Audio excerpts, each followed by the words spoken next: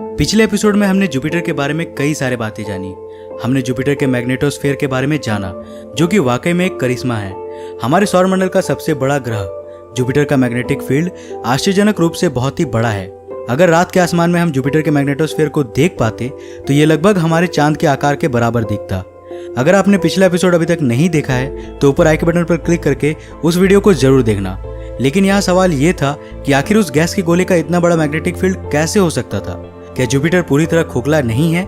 इस प्रश्न के जवाब के लिए हमें जुपिटर के अंदर जाना था और इसी मिशन के लिए साल 1989 को भेजा गया था गैलीलियो स्पेसक्राफ्ट को जुपिटर के पास।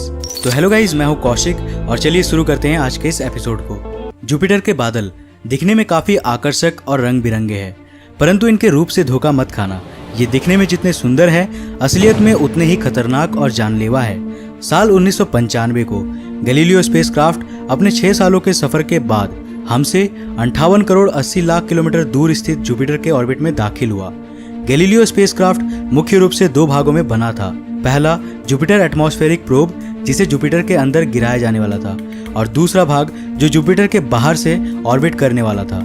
इसमें बहुत सारे सेंसर्स और एंटीनास लगे थे, जिसके जरिए जुपिटर के मैग्नेटिक फील्ड तथा इसके ग्रेविटी को करीब से पढ़ना था। 7 दिसंबर 1995 को जुपिटर एटमॉस्फेरिक प्रोब, जो कि टाइटेनियम का बना हुआ प्रोब था, गैलीलियो स्पेसक्राफ्ट से डिटैच किया गया और ये सीधे जुपिटर के एटमॉस्फेयर में दाखिल हुआ। करीब 1,62,000 किलोमीटर प्रति घंटा के स्पीड से जुपिटर का शक्तिशाली गुरुत्वाकर्षण उस प्रोब को तेजी से खींच रही थी, लेकिन हमारे वैज्ञानिक इससे जूझने के लिए पहले से ही तैयार थे। कुछ मिनटों के बाद ही उस प्रोब में लगा पैराशूट खुला और प्रोब का रफ्तार थोड़ा कम हुआ। अब ये जुपिटर के एटमॉस्फेयर में दाखिल हो चुका था। ये सारी जानकारियों को गैलीलियो स्पेसक्राफ्ट में भेज रहा था और गैलीलियो यहाँ धरती में बैठे हमारे वैज्ञानिकों को इसके जरिए जुपिटर का राज खुलने वाला था। इस प्रोब से हमें कई सारी नई जानकारियां मिली। जुपिटर के सबसे ऊपरी एटमॉस्फेयर में दाखिल होने के बाद ये पता चला कि जुपिटर का ऊपरी एटमॉस्फेयर हमारे पृथ्वी के ऊपरी एटमॉस्फेयर जैसा था ही नहीं, बल्कि इसका वायुमंडल घने बादलों से भरा था, जो कि बहुत ही अलग आकार के थे। जुपिटर का एटमॉस्फेयर एक घने धुएं के चैम्बर जैसा है। यहाँ के बादल केवल देखने में ही अजीब नहीं है, बल्कि ये वाकई में अजीब है। जुपिटर के बादल केवल एक ही सब्सटेंस के नहीं बने हैं, बल्कि ये अलग अलग पदार्थों से मिलकर बने हैं। अमोनिया, हाइड्रोजन सल्फाइड और उसी के साथ H2O। जी हाँ, जुपिटर के आसमान में भी पानी के बादल मौजूद है और बेशक इन बादलों से पानी की बरसात भी होती है, परंतु आखिर ये पानी जाता कहाँ है? क्या जुपिटर के सतह पर पानी के ओशियंस है? इसका पता हमें और गहराई में जाने पर मिलेगा। जैसे जैसे हम और गहराई में जाते हैं, वैसे वैसे तापमान में बढ़ोतरी होती है।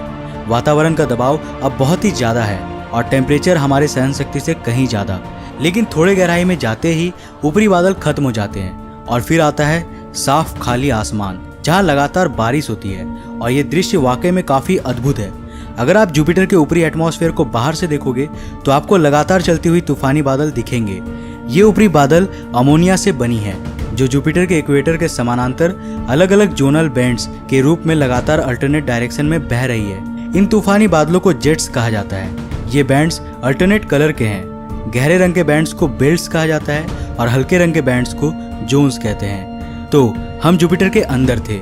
जुपिटर का ऊपरी एटमॉस्फेयर खत्म होने के बाद नीचे आपको केवल जलवाष्प यानी वाटर वेपर मिलेंगे, जो लगातार ऊपर की ओर जा रही है। परंतु ऐसा क्यों? दरअसल जुपिटर के गहराई में टेम्परेचर और प्रेशर लगातार बढ़ता है। जितनी गहराई उतनी ही अधिक गर्मी। ये तापमान इतनी अधिक है कि बारिश की पानी की बूंदें नीचे तक जा ही नहीं पाती। ये आसमान में ही गर्म होकर भाप में बदल जाता है। इसलिए जुपिटर के सतह में ओशियंस नहीं हो सकता था। लेकिन जुपिटर एटमॉस्फेरिक प्रोब ज़्यादा गहराई तक नहीं जा पाया।